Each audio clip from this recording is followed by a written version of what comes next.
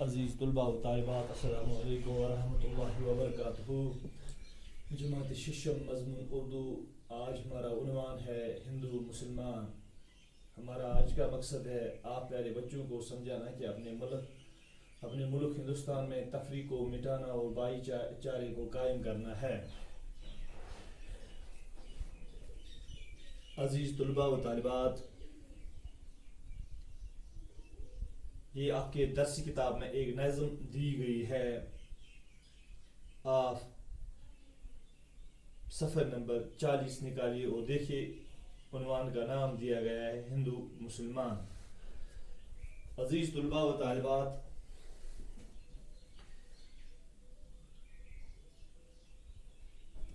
پہلے ہم یہ دیکھیں گے کہ نظم کیا ہوتی ہے اور غزل کیا ہوتی ہے۔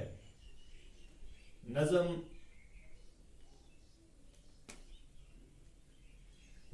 ایک عنوان کے تحت لکھی جاتی ہے، ایک عنوان کے تحت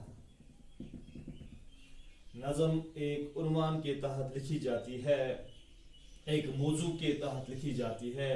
نظم جو ہوتی ہے وہ ایک موضوع کے تحت لکھی جاتی ہے۔ اس میں اول سے آخر تک ایک ہی مضمون ہوتا ہے۔ نظم میں اول سے آخر تک ایک ہی مضمون ہوتا ہے، ایک ہی عنوان ہوتا ہے۔ ایک ہی مضمون کے تحت، یا ہم بولیں گے ایک ہی مضمون کے تحت نظم ہوتی ہے۔ اول سے آخر تک ایک ہی مضمون ہوتا ہے، ایک ہی عنوان ہوتا ہے۔ تبھی یہ ہوتا ہے کہ مضمون کو عنوان دیا جاتا ہے، نظم کو عنوان دیا جاتا ہے، نظم کو اس مضمون کو، اس سارے مضمون کو کوئی جو نام دیا جاتا ہے۔ جو غزل ہوتی ہے، غزل اس کے برعکس ہوتی ہے پیارے بچوں۔ جو غزل ہوتی ہے،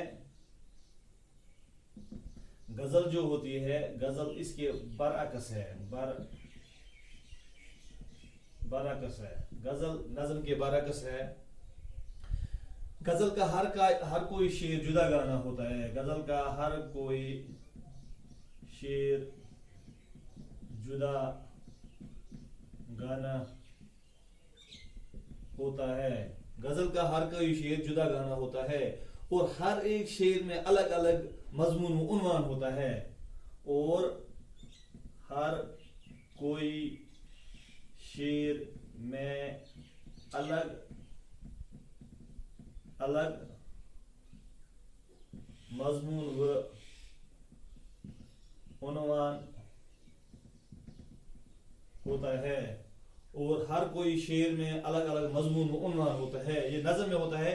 غزل اس کے جو غزل ہوتا ہے، یہ غزل ہے، نظم اس کے برعکس ہوتی ہے۔ نظم میں اول سے آخر تک ایک ہی مضمون ہوتا ہے، یہاں ہر ایک شعر کا الگ الگ مضمون ہوتا ہے، ہر ایک شعر کا الگ الگ عنوان ہوتا ہے۔ نظم ایک ہی عنوان کے تحت لکھی جاتی ہے۔ نظم میں ایک ہی عنوان ہوتا ہے، اور جب ایک ہی عنوان ہوتا ہے تو نظم کو ایک عنوان، پھر اس نظم کو ایک عنوان دیا جاتا ہے، نظم کا نام رکھا جاتا ہے پیارے بچوں۔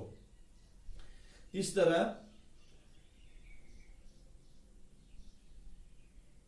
نظم کا عنوان دیا جاتا ہے، اور اس نظم کو لے کر جو ہم پڑھنے جا رہے ہیں ہندو مسلمان، تعلق چند محروم نے اس کا عنوان ہندو مسلمان رکھا ہے۔ تعلق چند نے اس کا عنوان ہندو مسلمان رکھا ہے۔ اس نظم میں تعلق چند محروم انسان کی کیفیت بیان کرنے کی کوشش کر رہا ہے۔ یہ کوشش کر رہا ہے کہ پیارے بچوں، کہ کس طرح ایک انسان کو اپنے ملک ہندوستان میں رہنا چاہیے، اور ہمیشہ اور ہر ہمیشہ بھائی چارے کو برقرار رکھنا چاہیے۔ یہ اس نظم کا عنوان ہے۔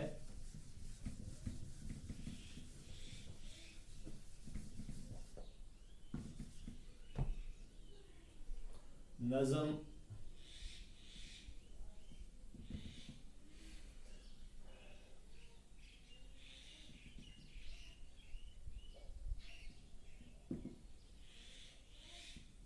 تعلق چند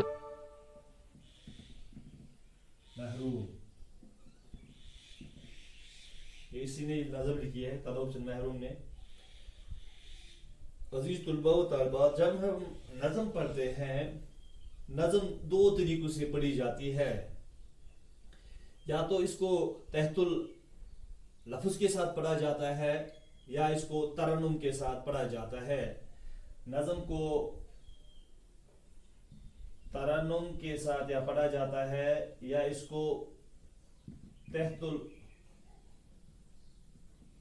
लफ्ज़ के साथ पढ़ा जाता है।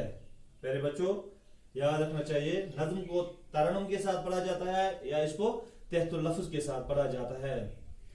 आइए प्यारे बच्चों, हम इस नज़म को तहतुल लफ्ज़ के साथ पढ़ेंगे। हम इस नज़म को तहतुल लफ्ज़ के साथ पढ़ेंगे। हिंदू मुसलमान, हिंदू मुसलमान है बाई बाई, तफरीक कैसी कैसी लड़ाई।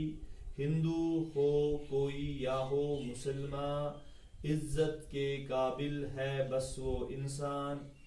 नेकी हो जिसका कारे नुमाया, औरों की मुश्किल हो जिससे आसान। नज़म के 3 शेर हमने पढ़े हैं प्यारे बच्चों, 3 अशार हमने पढ़े हैं। पहला अशार जो है, उन्वान जो है हिंदू मुसलमान, ये दो कौम, ये दो मजहब व मिल्लत के रहने वाले हैं, हिंदू और मुसलमान। ये इसी हिंदुस्तान में रहने वाली दो कौमें हैं जिनको हम बोलते हैं हिंदू मुसलमान। हिंदू मुसलमान है बाई बाई। प्यारे बच्चों, हिंदू और मुसलमान आपस में बाई बाई हैं। तफरीक कैसी कैसी लड़ाई, इनमें फर्क कैसी, इनमें जो तफरीक है फर्क कैसी। तफरीक यानी फर्क, न इनमें कोई जात पात की फर्क होती है, न मजहब व मिलत की फर्क होनी चाहिए। इन दोनों कौमों को मिलकर अपने हिंदुस्तान में रहना चाहिए। मिलकर रहना, तफरीक न होना, मिलकर रहना। इन दोनों कौमों को हिंदुस्तान में मिलकर रहना चाहिए। अपनी जिंदगी मिलकर गुजर बसर करना चाहिए।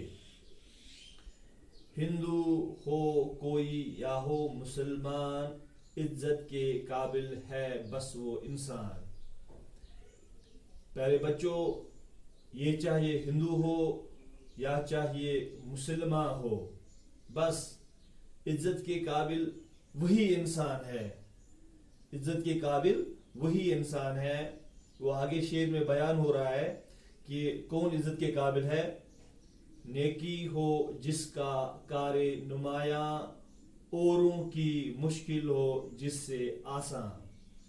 प्यारे बच्चों, इज्जत के काबिल बस वो इंसान है, नेकी हो जिसका कारे नुमाया, जिसका कोई भी काम तारीफों के लायक हो, जिसका कोई भी काम तारीफों के काबिल हो, जिसके हर काम में नेकी ही हो, जिसके हर काम में नेकी ही हो, औरों की मुश्किल हो जिससे आसान, जिससे दूसरों की मुश्किल आसान हो जाए, जिससे दूसरों की मुसीबत व आफियत दूर हो जाए। बस इज्जत के काबिल वही इंसान है। यहाँ मजहब व मिल्लत को पीछे छोड़कर हम इस इंसान को इज्जत दे देंगे जिसके हर एक काम में नेकी पैदा हो, जिसका हर एक काम तारीफों के काबिल हो, जो दूसरों के मुश्किल में आसानी पैदा कर दे, जो दूसरों के मुश्किल में काम आए, जो दूसरों के मुसीबत में काम आए। बस इज्जत के काबिल वही इंसान है। ये तलोक चंद महरूम ने इन 3 अशार में हमें ये गुजारिशात किए हैं। अजीज तुलबा व तालिबात, इससे आगे हम कल पढ़ेंगे। दीजिएगा मुझे इजाज़त। अस्सलामु अलैकुम व रहमतुल्लाहि व बरकातुहू।